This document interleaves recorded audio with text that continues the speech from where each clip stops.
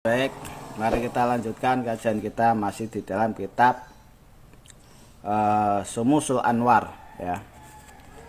Pembahasannya tentang rahasia-rahasia huruf, tapi sebelum kita membahas tentang rahasia-rahasia huruf dari alif sampai ya, huruf hijaiyah. Ini perlu Anda ketahui tentang syarat-syarat riyadhah yang kita biasa temui di dalam kitab-kitab para hukama atau ahli ilmu hikmah.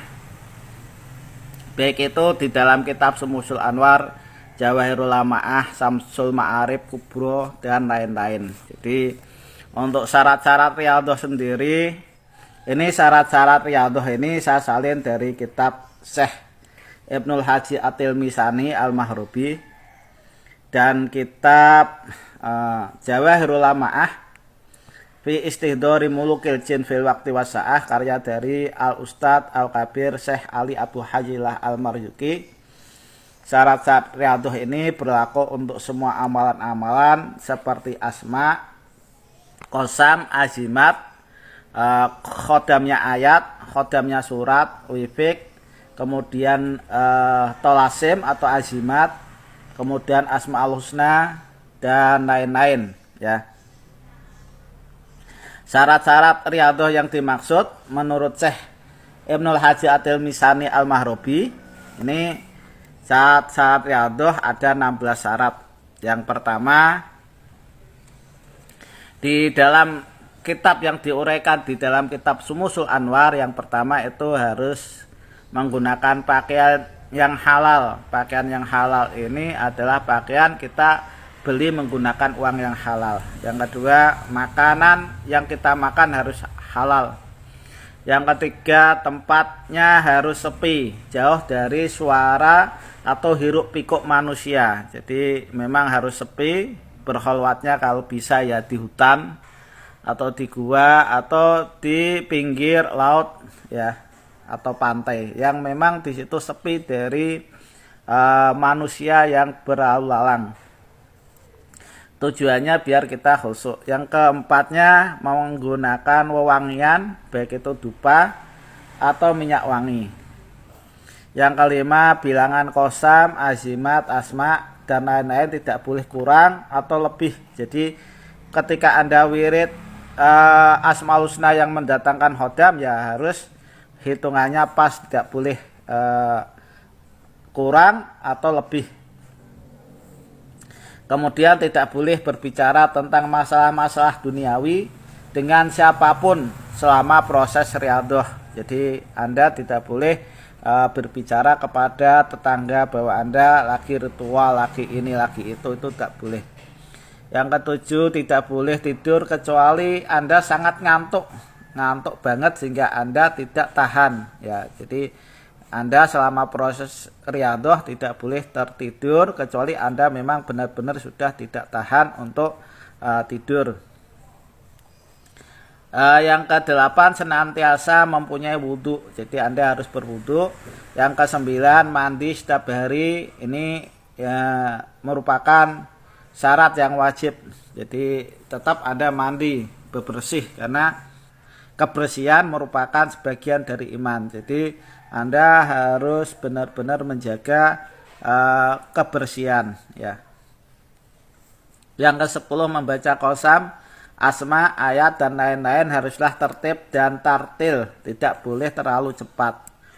Kemudian 11-nya, memperbanyak membaca sholawat kepada baginda Nabi Muhammad SAW ketika Anda sedang senggang, maksudnya tidak melaksanakan rutinitas membaca qasam atau wirid. Jadi di antara itu Anda sela-selai menggunakan bacaan sholawat. Yang ke-12, tidak boleh dibarengkan membaca qasam dengan qasam yang lain. Jadi qasamnya ya Anda tidak boleh campur aduk. Qasamnya tentang surat Al-Ikhlas tidak boleh dicampur dengan qasamnya ayat kursi dan seterusnya ya. Kemudian duduk harus selalu menghadap kiblat. Ketika Anda ritual harus duduknya menghadap kiblat. Yang ke-14, duduknya pada waktu khalwat harus duduk seperti duduknya orang yang sholat, dalam keadaan sholat atau sholat tahiyatul akhir, duduknya semacam itu ya. Yang ke-15, niat yang ditancapkan di dalam hati itu apa? Jadi Anda niatkan, harus diniatin niat Anda itu apa dalam menghadirkan khodam itu ya. Apa di situ untuk membantu maisah atau kerezekian Anda, atau untuk menarik kekasih Anda putar giling, atau apa, itu harus diniatkan. Yang 16, haruslah mengamalkannya dengan yakin. Kalau di dalam hatinya ada keraguan, maka nanti akan sia-sia amal Anda. Ini tambahan dari Syekh Al-Ustadz Al-Kabir Abu Hayyah Al-Marzuki di dalam kitab Jawahirul Lama'ah. Untuk syarat yang ke-17, qasam, ayat, doa, azimat, dan lain-lain haruslah dihafal dengan sebenar-benarnya hafalan atau ngelotok. Karena dengan melihat tulisan akan menyebabkan hati jadi berat dan menyebabkan hilangnya kekhusyuan, sehingga terputuslah tawajuh. Tawajuh ini Anda nggak konsentrasi ya, tawajuh kepada Allah Subhanahu wa taala. Tawajuhnya tidak sempurna karena kerjanya hati dan kerjanya mata pada tulisan, jadi nggak sinkron. Yang ke-18, harus dapat ijazah umum yang diambil dari syekh atau guru atau kiai atau ustadz. Jadi Anda harus dapat ijazah umum. Bagusnya menggunakan ijazah khusus. Jadi kalau ijazah khusus, Anda bisa temui guru langsung atau mau mendapatkan sertifikat ya, sertifikat atau surat izin mengijazahi. Kemudian yang nomor 19, tidak memakan makanan yang bernyawa. Jadi setiap riyadhah Anda harus jauhi, tidak boleh makan makanan yang bernyawa. Kemudian yang 20-nya, menjauhi makanan yang menimbulkan bau tidak sedap seperti bawang merah, bawang putih, pete, jengkol, dan seterusnya ya. Yang 21, senantiasa bersih badan, tempat, pakaian. Ini harus bersih. Ini demikian syarat-syarat riyadhah ini.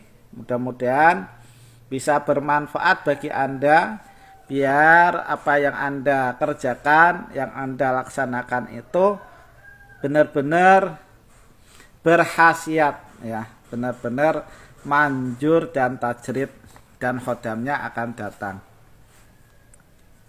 Kalau itu Anda kerjakan, ya insya Allah apa yang dijelaskan oleh imam para hukama di dalam kitab-kitab mereka, pas waktu Anda kerjakan, ini hasil dan manfaatnya juga bisa Anda rasakan ya. Demikian yang bisa saya sampaikan tentang syarat-syarat riyadhah. Mudah-mudahan bisa bermanfaat. Kurang lebihnya mohon maaf. Khairul kalam. Assalamualaikum warahmatullahi wabarakatuh.